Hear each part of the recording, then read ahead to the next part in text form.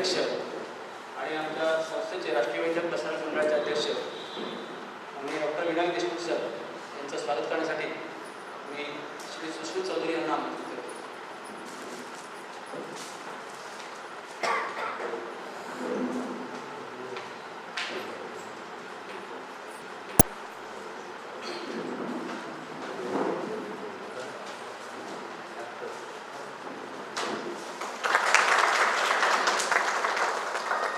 आपल्या कार्यक्रमाचे प्रमुख वक्ते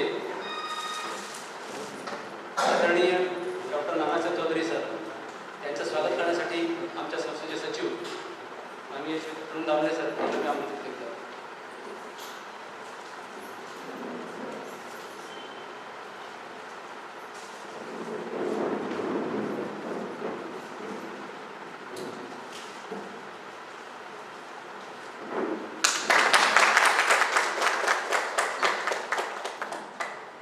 दिव्य मराठीचे युनिट हेड श्री प्रवीण ससाणे यांचं स्वागत करण्यासाठी आमच्या राधाकृष्ण तोष्णीवाल आयुर्वेद महाविद्यालयाचे प्राचार्य डॉक्टर पिंपळकर सर यांना मी आमंत्रित करतो.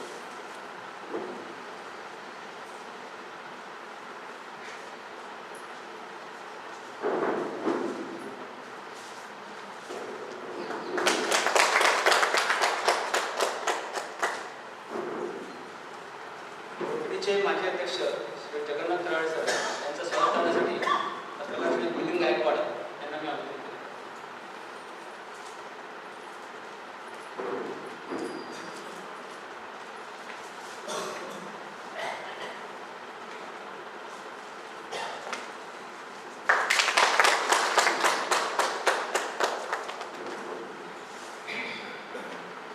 नुकतीच दिवाळी आटोपली आहे आणि आपण सगळ्यांनी आवश्यक तेवढा फराळ हा केलेला आहे असं मी गृहीत धरतो.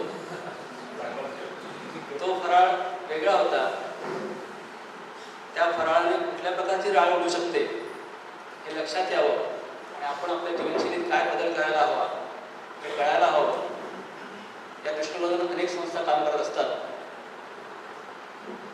तसंच काही व्यक्ती पण काम करत असतात. त्या व्यक्ती नसतात, त्या वल्ली असतात. मूर्ती हे जण पाहावे ना डोळा अशा प्रकारची सतत घालमेल त्यांच्या मनात सुरू असते आणि म्हणून दुरितांचे तिमिरे जावं या पद्धतीने लोकांचा रुग्णांचा जीवनशैलीकडे बघण्याचा दृष्टिकोन बदलावा, जीवनशैली बदलावी.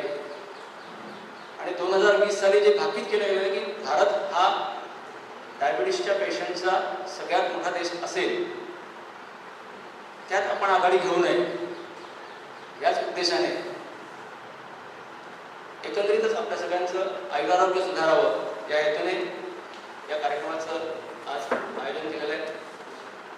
संपूर्ण जगामध्ये मधुमेहाविषयी जागृती सुरू आहे. आपण त्यात मागे राहता कामा नये हाही उद्देश त्याच्या मागचा आहे. त्यासाठी आपल्याला प्रमुख वक्ते म्हणून लावले आहेत आणि डॉक्टर नानासाहेब चौधरी सर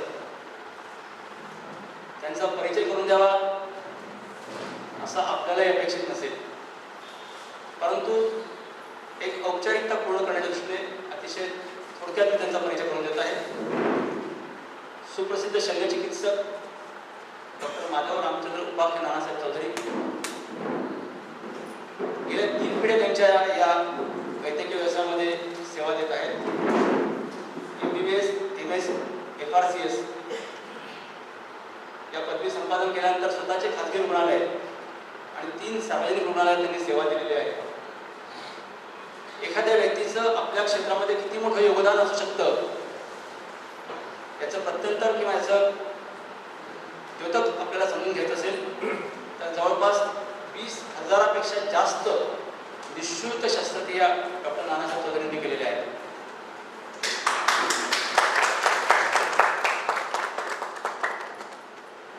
आपल्या सगळ्यांची क्षमा करून रोटरीच्या अध्यक्ष डॉक्टर मीनाक्षी मोरे यांना आवाहन करतो त्यांनी व्यासपीठावर यावं.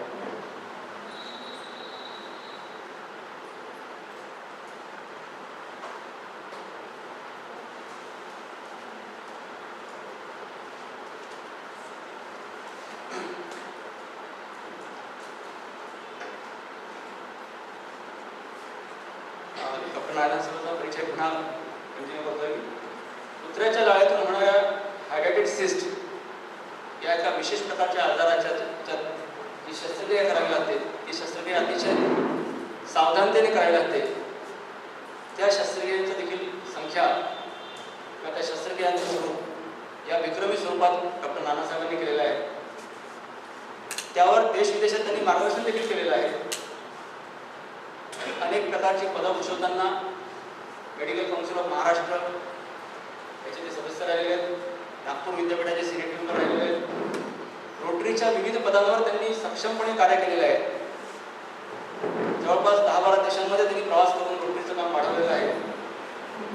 सर्व्हिस अबोव्ह सेल्फ हा एक आंतरराष्ट्रीय स्तरावरचा पुरस्कार त्यांना प्राप्त झालेला आहे. लोकमतचा धन्वंतरी पुरस्कार त्यांना मिळालेला आहे. GS मेडिकलचा हिरवाई या नावाचा पुरस्कार त्यांना मिळालेला आहे. केवळ आपल्या वैद्यकीय क्षेत्रातच नानासाहेब आघाडीवर होते असं नाही, तर साहित्य क्षेत्रात देखील त्यांनी त्यांची घोडदौड केलेली आहे. किमया हे त्यांचं आत्मचरित्र सर्वांना परिचित असेल. सुखी माणसाचा सदरा या नावाचं मानसशास्त्रावरील लेखांचं त्यांचं एक पुस्तक प्रकाशित झालेलं आहे. गुरुदेव रवींद्रनाथ टागोर यांचा गीतांजली हा प्रसिद्ध काव्यसंग्रह आणि हरिवंशराय बच्चन यांचा मधुशाला हा काव्यसंग्रह याचा मराठी भावानुवाद डॉक्टर नानासाहेबांनी केलेला आहे. लोकांसाठी काहीतरी करत राहण्याची इच्छा, यश येव अपयश हा नंतरचा भाग, हा आध्यात्मिक वारसा त्यांना काकासाहेबांकडून मिळालेला आहे आणि ज्ञानेश्वरीचा अभ्यासही त्यांनी त्यातून केलेला आहे. ज्योत अंतरीची या नावाचं त्यांचं एक पुस्तक प्रकाशित झालं असून हिमालयाची शिखरे नावाचं पुस्तक प्रकाशनाच्या वाटेवर आहे. या सगळ्या व्यतिरिक्त अकोल्यातील माझ्यासारखे त्यांचे केस पांढरे झाले असतील अशा आणि त्याहीपेक्षा जास्त सिरियस लोकांना नानासाहेबांचा आणखी एक परिचय असेल, तो म्हणजे वक्ता दशसहस्रेषु. आपल्या विषयावरती प्रचंड प्रभुत्व असणं हे ज्या व्यक्तीचा अभ्यास झाला असेल तोच करू शकतो. आणि म्हणून नानासाहेबांकडे पाहताना मला एकाच वाक्याची सतत आठवणते, अभ्यास होऊन प्रगटावे. तेव्हा महाराष्ट्र मंडळाच्या माध्यमातून देश विदेशात व्याख्यानं देणारे MIT पुणे यांच्या ज्ञानेश्वर तुकाराम व्याख्यानमालेत देखील व्याख्यान देणारे असे डॉक्टर नानासाहेब चौधरी आज मधुमेहावर विजय एक नाविन्यपूर्ण उपचार पद्धती या विषयावर आपल्याला मार्गदर्शन करणार आहेत. त्यांच्यात आणि आपल्यात जास्त अंतर जास्त वेळ न घेता मी त्यांना नम्र विनंती करतो की त्यांनी आपल्या वचन सुरू करावं. डॉक्टर नानासाहेब चौधरी. वृत्तपत्राचं कार्य काय असावं, समाजाप्रती त्यांची बांधिलकी कशी असावी, सर्व भारतात अतिशय उच्च पदावर आणि श्रेष्ठ असं असलेल्या वृत्तपत्र समूहाचे अकोल्यातील दिव्य मराठीचे प्रतिनिधी सासणे, रोटरीच्या अध्यक्षा मीनाक्षी मोरे, माजी अध्यक्ष जगन्नाथराव आणि आपण सर्व मंडळी ज्यांचा कुठे ना कुठेतरी संबंध या अतिशय गोड अशा रोगाशी लागले. काही त्या गोड मार्गावर जाण्याच्या मार्गावर आहे, म्हणजे नुसता लठ्ठपणा आहे, आणि काहींना दोन्ही आहे, लठ्ठही आहे आणि डायबिटिक आहे. मला फार बरं वाटलं की आयुर्वेद कॉलेजच्या हॉलमध्ये हा समारंभ होतो आहे. आमच्या भारतीय परंपरेनुसार या जगातल्या सगळ्या रोगांचं मूळ आणि आद्य कर्तव्य जे होतं ते आयुर्वेदाचं, ते आम्ही विसरलो. गुलामगिरीचे दुष्परिणाम काय झाले ते सगळ्यांना माहिती आहे, पण सगळ्यात मोठा दुष्परिणाम हा झाला की आमचं ते वाईट आणि साहेबांचं ते चांगलं, त्याचा परिपाक या देशाने 3 वर्षाच्या बालकाला मातृभाषेपासून वंचित करून इंग्रजीच्या दावणीला बांधलाय. तो विषय वेगळा आहे, पण स्वास्थ्य विषयामध्ये सुद्धा आम्ही भयंकर घोडचूक केलेली आहे. आमचा योग आमच्या देशात फारसा गाजला नाही. तो योगी प्रथम गेला अमेरिकेत आणि त्यांनी जगाला ठणकावून सांगितलं की भारत काय आहे. विवेकानंद योगी तो कार्डबोर्डच्या बॉक्समध्ये रात्री झोपला, पण त्याच्यानंतर आमचे योगाचार्य तिकडे जाऊन इतके धनवान आणि बलाढ्य झाले की योग हा योगा झाला. आणि मग लोकांना त्याचं महत्व कळलं.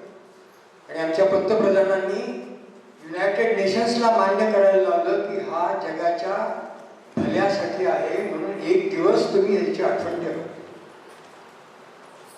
365 पैकी बरेचसे दिवस आहेत. हिंदीमध्ये त्याला दिन म्हणतात. शिक्षक दिन झाला म्हणजे ते म्हणतात आम्ही दिन आहोत, त्याच्याकडे तुमचं लक्ष दिलं बरं झालं. मधुमेह सुद्धा असाच रोग आहे.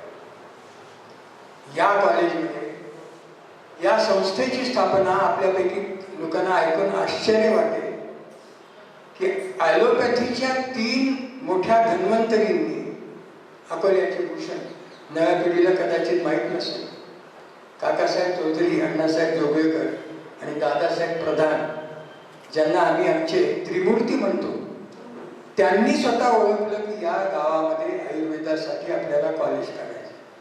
अशी घटना कधीही होणे नव्हे. वैद्य आणि डॉक्टर एकमेकांचे शत्रू समजले जातात. मला स्वतःला आनंद वाटतो की 58 साली इंग्लंडमधनं परत आल्यानंतर आणि स्वतःचा व्यवसाय सुरू केल्यानंतर या आयुर्वेद कॉलेजने मला बोलावलं. आमचं शस्त्रक्रिया विभागाची सुरुवात तुमच्या शुभ हस्ते करायची आहे. त्यासाठी एक फार मोठे वैद्य आले होते. मला खूप आश्चर्य वाटलं. त्या माणसाने हरिहर शास्त्री होते. त्यांनी सांगितलं, डॉक्टर साहब आपको पता है कि आप क्या करते हो? ऑपरेशन? अरे ये तो संस्कृत शब्द है, ये तो संस्कृत शब्द है. अपर ईश न,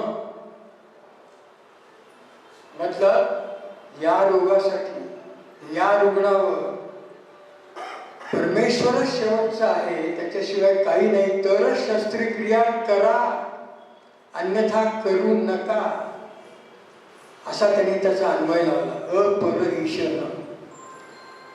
त्याच क्षणी माझ्या लक्षात आलं की आपण शल्यचिकित्सक असलो तर ऑपरेशन हे फक्त अशाच वेळा वापरावं की ॲज अ लास्ट रिसॉर्ट. देवाने 3 अवयव दिले आहेत, अपेंडिक्स, गॉलब्लॅडर आणि गर्भाशय. काढल्याने नुकसान नसतं म्हणून काढा, हा जो प्रचार सुरू झाला त्यापासून आयुर्वेदाने त्याच वेळेला आम्हाला वॉर्न केलं होतं की जर आवश्यक असेल आणि ईश्वराशिवाय दुसरं काही नसेल तरच ऑपरेशन करा. त्यामुळे मला आज खूप बरं वाटतं. मग प्रश्न येतो, आज मधुमेहाचा दिवस आहे, साजरा करायचा आहे, काय करायचं? सगळ्या मधुमेहांना काय सांगायचं?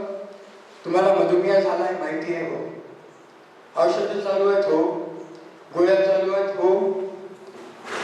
मला असं विचारायचं आहे की किती लोकांनी हा प्रश्न स्वतःला विचारला की हा माझा रोग कंट्रोलमध्ये आहे का? नाही तर मी खूप छान आहे, चालतो फिरतो, माझा व्यवसाय करतो, असं करत करत मधुमेहाचा रोगी, त्याला मिया नाही म्हणायचा, मधुमेह आहे तो. या रोगाच्या बद्दल आपल्याला कसं लक्षात येतं की प्रत्येक हॉस्पिटलमध्ये, ऑर्थोपेडिकमध्ये लठ्ठ माणसं, गुडघे दुखतात, मधुमेहाचा कॉम्प्लिकेशन. डोळ्यांच्या दवाखान्यात डोळ्यांच्या वरती उपचार घेणारे जास्तीत जास्त रुग्ण डायबेटिक, ब्लड प्रेशर आणि हार्टच्या डॉक्टरांच्याकडे असणारे जास्तीत जास्त रुग्ण लठ्ठ किंवा डायबेटिक. मग हे जर सगळं होत आहे त्याचा अर्थ हे कंट्रोलमध्ये नव्हते, म्हणून त्यांना हे रोग जास्त प्रमाणात झालेले आहे. मग हा रोग आहे काय याचा थोडासा इतिहास तर बघा. पहिल्यांदा कोणाच्या लक्षात आलं या बाबतीत? मात्र आमच्या अगोदर, खूप वर्ष अगोदर मिस्र, इजिप्त देशामध्ये लक्षात आलं. काय गंमत असते बघा, ज्या मिस्रनी जगाला कितीतरी चांगल्या गोष्टी त्या काळात दिल्या, कालांतराने तिथली पिढी, तिथल्या पॉलिटिशियन्सनी त्या देशाचं कसं वाटोळं केलं त्याचं उदाहरण इजिप्त एक आहे. त्यांनी सांगितलं की असा काहीतरी रोग असतो की जिथे रोगाला काहीतरी खाण्यापासून काहीतरी होतं. आमच्या आयुर्वेदामध्ये माझ्या वाचण्यात आलं की जुने वैद्यराज होते, त्यांच्याकडे त्यांचा एक शिष्य असायचा. आणि जेव्हा रोगी यायचा की मला असं होत आहे, थकवा वाटतो, जास्त खावंसं वाटतं, मी लठ्ठ आहे, मला ऊर्जा वाटत नाही, मला वारंवार लघवीला जावं लागतं, कोणचीही टेस्ट नसायची. वैद्यभाव सांगायचे, जा रे याला भांड दे, याला लघवी करायला सांग. त्याची लघवी आली की त्याला असिस्टंटला सांगायचे, हो टेस्ट कर. तो चक्क बोट बुडवायचा आणि तोंडाला लावायचा आणि सांगायचं साखर आहे. आपल्याला हसू येतं ना आता, पण त्यावेळेला लिटमस वगैरे काही नव्हतं. अशा तऱ्हेची ह्याची सुरुवात जर होती तर त्या काळामध्ये लोक म्हणायचे याला इलाज काय करायचा. मग ज्याला इलाज नाही त्याला ना इलाज आहे, म्हणून ते म्हणायचे की याला तुम्ही उपवाशी ठेवा. किती साधा मार्ग आहे पहा. काहीच नव्हतं. कोणचं औषध, कोणची जडीबुटी, कोणचे इंजेक्शन. सुरुवात अशी झाली, शेफरने सांगितलं की काय नाही, फास्टिंग. अरे खाण्यापासून हा रोग होतो ना, मग खाणंच जरा कमी करा, उपवास. पण आजकाल काय झालंय, प्रत्येक डायबिटिकला त्याचे डॉक्टर सांगतात की तुला उपवास करायचा नाही बरं. अरे का नाही करायचा, कारण तू गोळ्या घेतोय हे नाही सांग. वाक्य डोक्यात काय घुसलाय, मला उपवास करायचा. पुढे मग बँटिंग आणि बेस्ट दोघ जण होते. काय होत असावं, कुत्र्यांवरती त्यांनी ऑपरेशन करून पॅन्क्रियास काढला. अरे बापरे, या स्वादुपिंडाचा आणि या रोगाचा संबंध आहे. इन्शुलिन निघालं. म्हणून आजचा दिवस त्याच्या स्मृतीमध्ये आपण करतो किंवा 14 नोव्हेंबर. चाचा नेहरूंची पण आठवण. नेहरूंना डायबिटीस नव्हता, पण नेहरूंना त्याच्याही पेक्षा भयानक रोग होता ज्याच्याने त्यांचा मृत्यू झाला. आपले माजी पंतप्रधान आहेत, त्या रोगाचं नाव सांगायची जरूर नाही, पण डिसेक्टिंग अॅन्युरिझम ऑफ द एओर्टा, त्याचं रप्चर त्यांना झालं. गुरु नानक जयंती आहे आज. नानकाचं आपण काय बघावं की गुरु ग्रंथ साहेब आजचा दिवस आहे. आपल्या आयुष्याच्या ग्रंथाकडे एकदा बघा. परमेश्वराने दिलेलं हे दिव्य शरीर त्याच्याकडे बघा. त्याच्यात एवढे अवयव आहेत, प्रत्येक अवयवाचा काय भाग आहे, किती अचूक यंत्र आहे जे मानव निर्माण करू शकत नाही. लाखो हजारो पेशी किती व्यवस्थित प्रमाणे या system, nervous system, respiratory system, heart आणि ब्लड प्रेशर आणि रक्तवाहिन्या, डायजेस्टिव्ह सिस्टीम, युरोजेनेटरी सिस्टीम, बोन्स आणि मसल्स किती व्यवस्थित चालले आहेत. पण माणूस दिवसेंदिवस फुकटात मिळालं त्याची किंमत नाही. आणि आमची प्रगती झाली म्हणजे आम्हाला पैसे मिळाले आणि म्हणून आम्ही चैन करणार, वाटेल ते खाणार. आणि आमचा आहार सोडून नवीन आहार जो आला, मला लोक विचारतात तुमच्या गावात मॅकडोनाल्ड आलं का हो, पिझ्झा हट आलं का हो. म्हटलं नशिबाने अजून आलं नाही. ज्या दिवशी ते येईल त्या दिवशी आणखीन डॉक्टर लोकांना आणि दवाखान्यांना खूप काम मिळणार आहे. असा हा रोग जेव्हा भारतामध्ये आपण आता गर्वाने सांगतो, गर्व से कहो, काय कहो, हम डायबिटीज की कॅपिटल आहे. त्याच्यात गर्व मानायचा का लाज मानायची. आणि मग सुरुवात कुठून होते या रोगाची. साखर साखर साखर साखर, इट्स अ व्हाईट पॉयझन. ज्या दिवशी या देशात साखर आली त्या दिवसापासून या देशाचं एक पतन होत चाललं. मला दिवस आठवतात जेव्हा साखर नव्हती. लोकमान्य टिळकांचे सहकारी, आमचे नातेवाईक, पुसदचे अतिशय उच्च घराणं सरनाईक, नाना सरनाईकांच्या घराण्यात साखर त्यांनी येऊ दिली नाही. हे विदेशी विष आहे हे लोकमान्य टिळकांनी ठणकावून केसरीमध्ये लिहिलं होतं. संबंध त्यांचे लग्न कार्य हे गुळावरती चालायचे. देशी उसाच्या रसापासून, खास आपल्या घरात तयार केलेल्या गुळापासून. साखर आली काय, आता साखर सम्राट आले काय, त्यांनी काय केलं देशाचं काय नाही ही बोलायची वेळ नाही. पण शुगर इज अ पॉयझन. आणि म्हणून आपल्या लक्षात आलं की ही जर साखरच आहे आणि ती रक्तातच येते, मग मला आश्चर्य वाटलं. मग मी लक्ष दिलंच नाही. मग काय, औषधी आहेत, तपासायचं, डॉक्टरकडे जायचं, रक्त तपासायचं. एक दिवस 6 महिन्यापूर्वी एक व्यक्ती माझ्याकडे आली. तरुण मुलगा, 130 वजन, 15 वर्षापासून डायबिटीक, आणि म्हणला मी कंटाळलोय ना, आय गिव्ह अप, अगतिक झालो, रडकुंडीला आलो, प्रयत्न खूप केले, जिम मध्ये गेलो, वजन कमी झालं, परत वाढलं. हा अनुभव आहे प्रत्येकाला. अमकं केलं, वजन कमी झालं, परत वाढलं. डायबिटीस गोळ्या चालू आहेत, सकाळी 4, रात्रीच्या जेवणाच्या वेळेच्या. इन्शुलिन चालू आहे. काय झालं, मी कंटाळलो, काय करू सांगा. मी कुठेतरी वाचलं, मोठी जाहिरात होती, पानभर, पिरियाट्रिक सर्जरी. डायबिटीसच्या रुग्णांनो, कशाला काळजी करता, तुम्ही आमच्याकडे या, आम्ही तुमचं पोट ऑपरेशन करून ते कमी करू, तुमचा डायबिटीस ताबडतोब जाईल. हा मुलगा म्हणला मी करू का.